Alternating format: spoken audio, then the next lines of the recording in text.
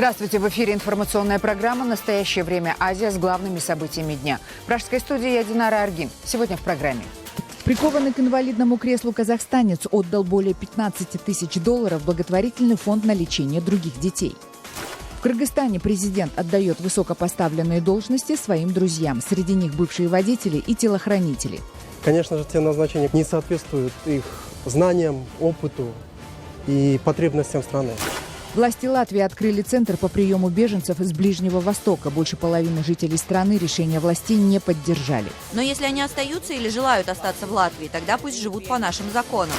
В России приняты поправки к закону о собраниях и митингах. Теперь для автопробегов и установки палаточных лагерей требуется специальное разрешение. Под их понятие массового мероприятия теперь попадают свадьбы, похороны, клубные поездки на рыбалку. Парализованный житель казахстанской Караганды перечислил в благотворительный фонд 5,5 миллионов тенге. Это более 15 тысяч долларов. 26-летний Нияз Сундиталиев 4 года назад получил травму позвоночника, после которой его парализовало. Деньги на лечение собирали всей страной. Но Нияз решил, что сейчас в них больше нуждаются другие дети. Наш корреспондент Дмитрий Беляков узнал, как поступок Нияза помог не только больным детям, но и изменил его жизнь.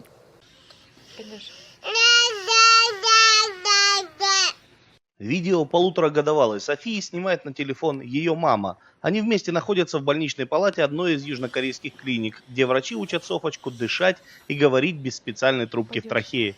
Курс лечения и проезд им оплатил казахстанский благотворительный фонд «Добровольное общество Милосердие». Деньги, как и в других случаях, перечислены неравнодушными казахстанцами. Однако история этого пожертвования уникальна сама по себе.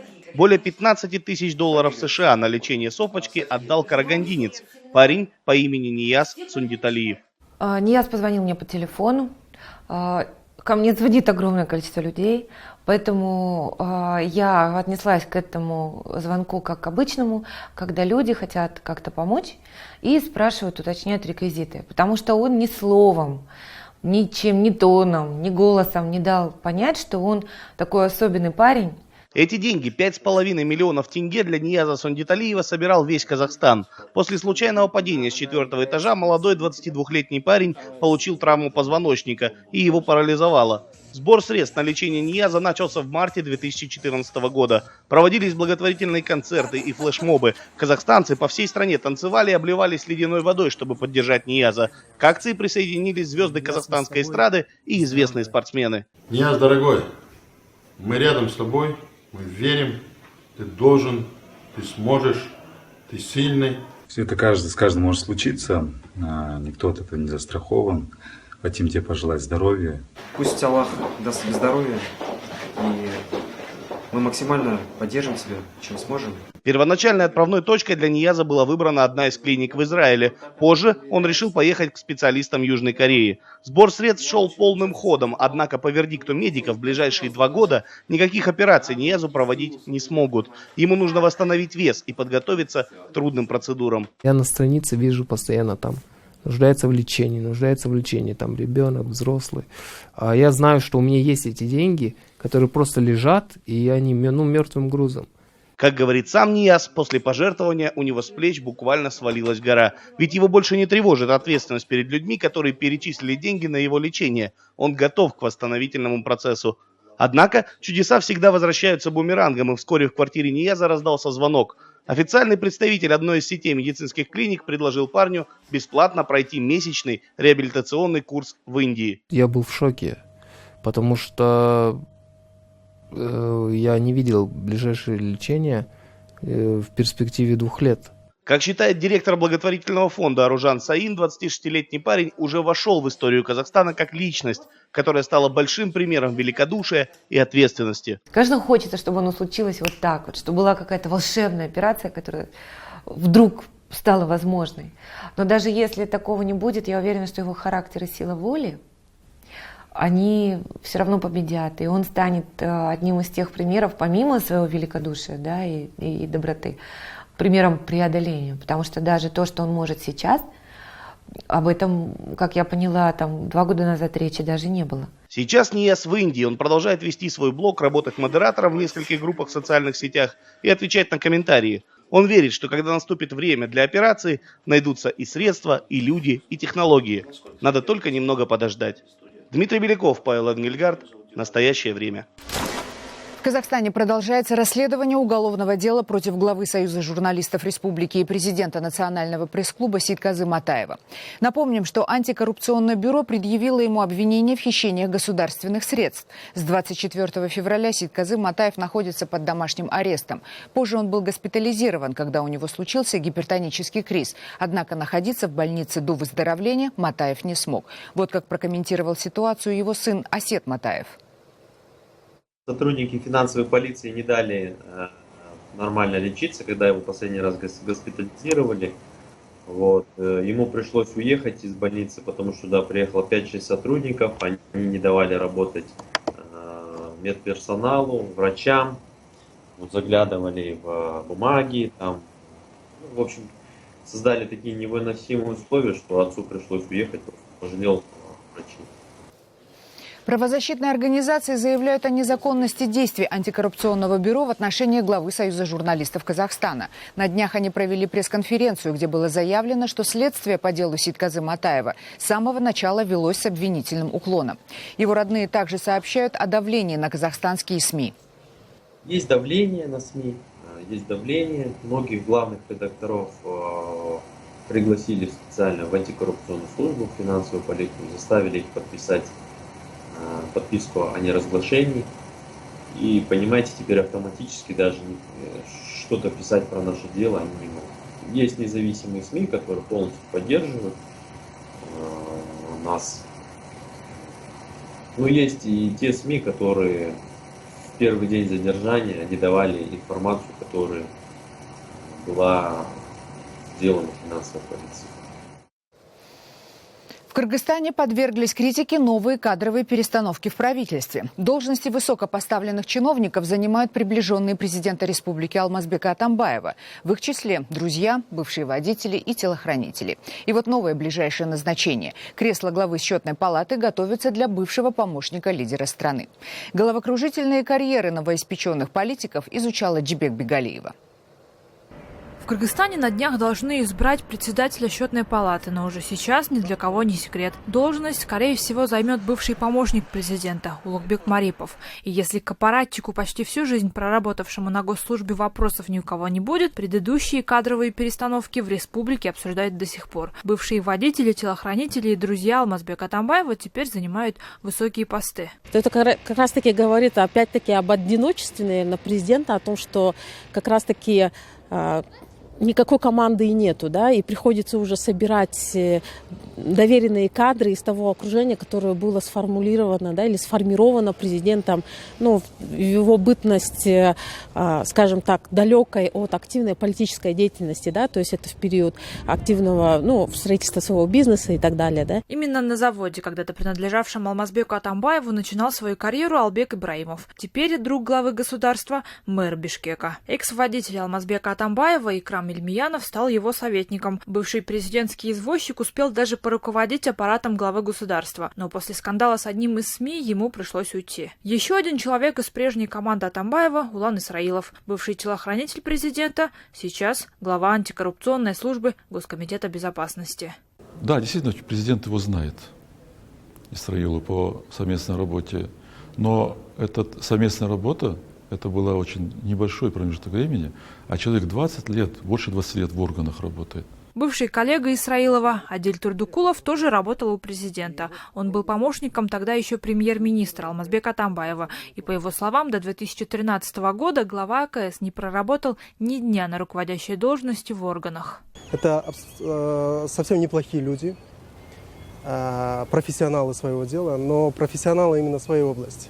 Конечно же, те назначения не соответствуют их знаниям, опыту и потребностям страны. Я это знаю наверняка, потому что я с ними лично общался, знал долгие годы. И поэтому я могу сказать это более чем уверенно. По его данным, и пост мэра Албеку Ибраимову достался за верность. Турдукулов убежден, что, возглавляя завод «Дастан», Ибраимов финансировал работу избирательного штаба президентской партии. Коррупционные механизмы, по словам активиста, мэр использовал и будучи главой аэропорта Манас. С его именем и вправду был связан не один скандал. Впрочем, в аппарате президента бывшего заводского рабочего считают очень эффективным управленцем. Ибраимов – это человек, который показал себя. Возьмите стат-данные по всем его последним местам работы. Возьмите аэропорт Манас. Да, в той ситуации, когда центр транзитных перевозок ушел из Кыргызстана, при этом компания не села в лужу. И не вижу ни одного случая, когда бы речь шла о каких-то соображениях, кроме выбора профессионала. Одним из самых удачных кадровых решений Фарид Ниязов называет назначение послом в США Кадыра Токтогулова. 1,5 года назад бывший пресс-секретарь президента за неделю прошел экстренные курсы дипломата и возглавил дипмиссию в Америке. Пока эксперты говорят о том, что таким образом президент пытается обезопасить себя перед следующими выборами, в местных СМИ шутят. Похоже, мечта Ленина сбылась. Создать собственное правительство, где страной управлять могут не только кухарки, но и шоферы и телохранители, предлагает один из сайтов. Игра кыргызстанцам так понравилась, что за первые сутки в нее сыграли более 2000 пользователей. Жибек Бегалиева, Азат Интымаков. В настоящее время. Бишкек, Кыргызстан. Далее в программе. Власти Латвии открыли центр по приему беженцев из Ближнего Востока. Больше половины жителей страны решения властей не поддержали. Но если они остаются или желают остаться в Латвии, тогда пусть живут по нашим законам. В России приняты поправки к закону о собраниях и митингах. Теперь для автопробегов и установки палаточных лагерей требуется специальное разрешение. Под их понятие массового мероприятия теперь попадают свадьбы, похороны, клубные поездки на рыбалку. Латвия по программе Евросоюза обязалась принять 800 беженцев, для которых недалеко от Риги был организован специальный центр. Однако большинство жителей страны высказываются против такого решения властей. Правозащитники также считают, что Латвия еще не готова к приему беженцев. С подробностями Анна Трудолюбова. Поселок Муциньяки под Ригой. Здесь, на территории бывшей советской военной базы, действует центр размещения беженцев. Пока все спокойно. Лично я не против. Я здесь живу 20 лет, но у меня никогда не было с ними тесного контакта. Но есть они здесь и есть. Обязательство Латвии принять 800 человек в рамках программы Евросоюза вызвало неоднозначную реакцию в обществе. Согласно январским данным опроса населения, 3/4 опрошенных выразили тревогу. Здесь хотят построить 2 здания для нелегальных мигрантов. Настроение не очень. Власти обещали, что не будут их собирать и концентрировать в одном месте.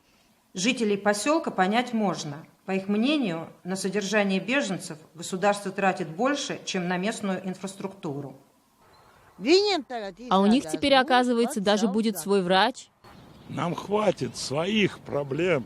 Мы русские с латышами не можем разобраться. Свои основания для тревоги есть и у тех, кто уже сталкивался с различными социально-экономическими экспериментами в прошлом. Конечно, их надо принять, с ними надо ужиться. Но это 2 разные культуры, которые могут не понять друг друга. Но если они остаются или желают остаться в Латвии, тогда пусть живут по нашим законам. Чтобы беженцы не стали долгосрочной проблемой, необходима их интеграция на рынке труда Латвии.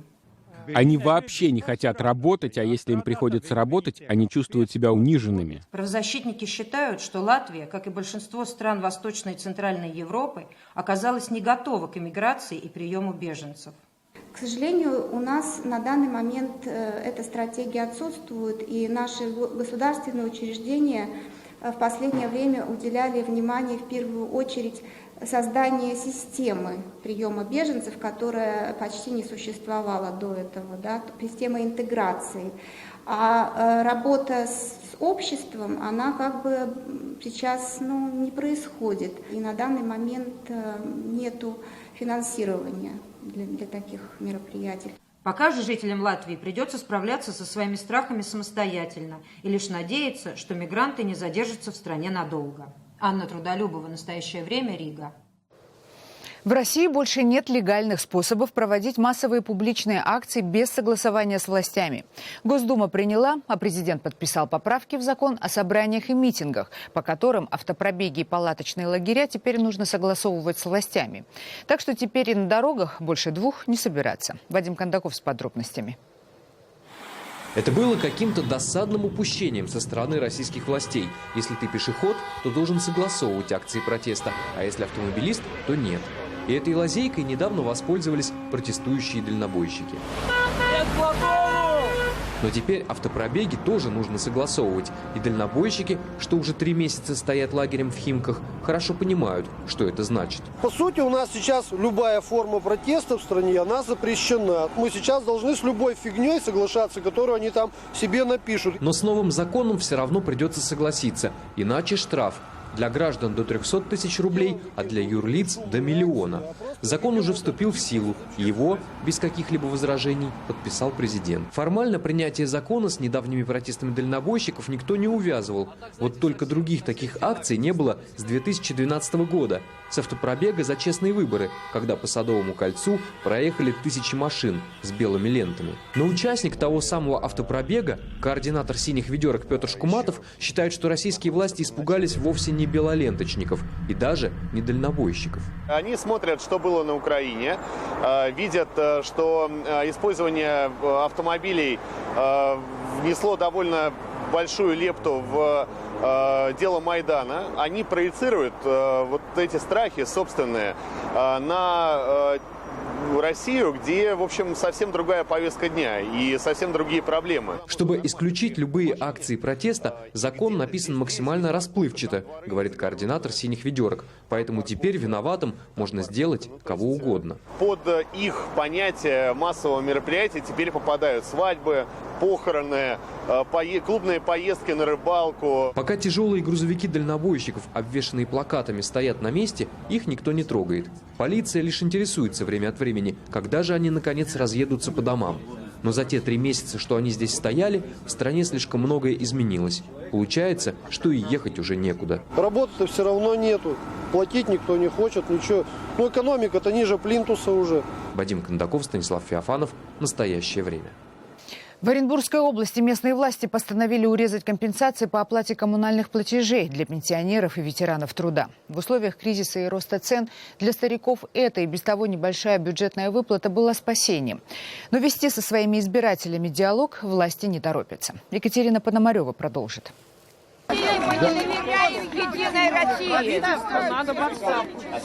Сотни пенсионеров Оренбурга митингуют под стенами областного правительства, требуя его отставки во главе с губернатором. Картина для нынешней российской действительности нетипичная. Почему Единая Россия настолько самоуверенна? Вообще не считает за людей. То есть они в любом случае чувствуют, что их выберут. Воруют! На расширение бизнеса губернатора и правительства. Старики говорят, правительство области запустило руку в их скромные кошельки. В регионе ввели новую систему выплат компенсаций за коммунальные платежи.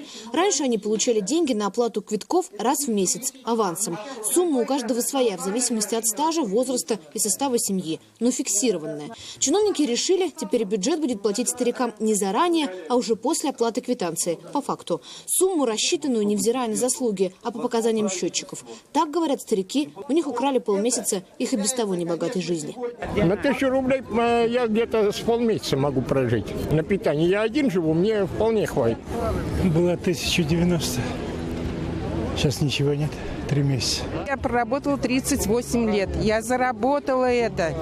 Почему с меня сняли? Они давали нам? Нет, они нас не обеспечили. Почему они отнимают наш хлеб? Тем более в то время, когда все очень дорого.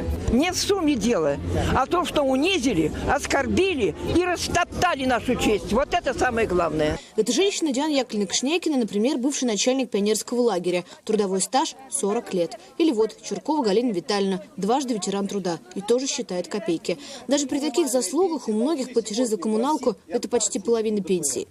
Когда я был в соцзащите, они сказали, да, действительно, это справедливо так, потому что у нас в бюджете не хватает денег. Поэтому мы пошли и грабить пенсионеров. Все, вот это беспредел полностью. Депутаты-оппозиционеры уверяют, таким образом правительство решило латать финансовые бреши в бюджете. Мол, 408 миллионов, что были отложены на соцвыплаты, перевели в резерв Министерства финансов. И теперь эти деньги перекидывают туда, где совсем тонко. Губернатор ничего не принимает с точки зрения налогооблагаемой базы, с точки зрения, значит, помочь, скажем, там людям за счет изъятия льгот у крупных предприятий. Они находят вот здесь. Старики простояли под окнами чиновников несколько часов, но из правительства к ним никто не вышел. Максимум здешнего министра соцзащиты – это еще раз объяснить старикам новые правила выплат через СМИ. Нет, ходить к ней не надо, звоните. Ваш звонок очень важен и так далее. Закон не изменят. Мы в прямом эфире и через СМИ, и памятки раздаем, и горячие линии открыли по всей области. И приглашаем, вот я 9 числа работала в ГАИ, мы приглашаем наоборот, что не ходите, лучше дозвонитесь. Понятно, линия занята, много звонят. Ну, позвоните через час позже, в конце рабочего дня позвоните. Вам все равно откроют компьютер, развернут ваш весь лицевой счет, проверят. Пенсионеры говорят, в разъяснительной работе они не нуждаются. И так все поняли. А вот правительство накануне выборов в Госдуму и областной парламент не мешает задуматься. Я бы хотел процитировать президента, который сказал с трибуны ООН: вы хоть понимаете, что вы сейчас натворили? Я думаю, они не поняли и не поймут. Они думают, что не все отняли еще. Бессовестные. Екатерина Пономарева, «Настоящего времени». Американская киноакадемия извинилась за скандальные шутки об азиатах во время церемонии вручения наград. Сразу несколько режиссеров и актеров пожаловались на оскорбительные с их точки зрения ремарки ведущего. С подробностями Алина Репина. Казалось бы, церемония «Оскар» позади, но вот проходит почти 3 недели после вручения, и вокруг нее вспыхивает новый расовый скандал. Сразу несколько режиссеров и актеров из Азии направляют Американской киноакадемии гневное письмо. Они недовольны созданным организаторами церемонии портретом азиатов и упрекают их в глухоте. Что конкретно не понравилось авторам послания, они уточняют в интервью агентству Reuters. Я смотрел церемонию с мамой и сыном, и вот мы видим, как Крис Рок выводит на сцену этих детей, и это вроде как шутка, но смеяться надо не вместе с ними, а над ними. Чернокожий ведущий должен был одним своим видом снять вопросы к расовой нетерпимости киноакадемии. Получилось наоборот. Рассказывая о том, как происходит подсчет голосов, Крис Рок вывел на сцену 3 азиатских детей, пояснив, что это самые трудолюбивые и аккуратные в мире банкиры. Если вам не нравится моя шутка, просто напишите твит на своем телефоне. Он, кстати, тоже сделан этими ребятами, добавил ведущий. В этой ремарке многие усмотрели обвинение в использовании в Азии детского труда. Саша Барон Коэн, представлявший одну из номинаций, решил пошутить про расовый скандал в образе комика Али Джи. Он заявил, а почему не дают Оскары этим маленьким желтым людям с крошечными колокольчиками? За скандальные шутки во вторник киноакадемии пришлось извиняться. Все последние годы обсуждалось, белый Оскар или черный. И это был очень надоедливый разговор, потому что вопрос расы в этой стране сводится к белым и черным. Иногда говорят о правах латиноамериканцев, совсем редко о коренных народах. Но если ты американец азиатского происхождения, у тебя проблемы. И нынешняя церемония в очередной раз это продемонстрировала. В Американской киноакадемии уже заявили, что меняют состав совета директоров, чтобы сделать его более пестрым. Теперь он пополнится темнокожим режиссером, латиноамериканским писателем и азиатским мультипликатором. Это были все новости, о которых мы хотели вам рассказать. Читайте нас в социальных сетях и смотрите на сайте currenttime.tv. Мы встретимся с вами завтра в это же время. Всего доброго.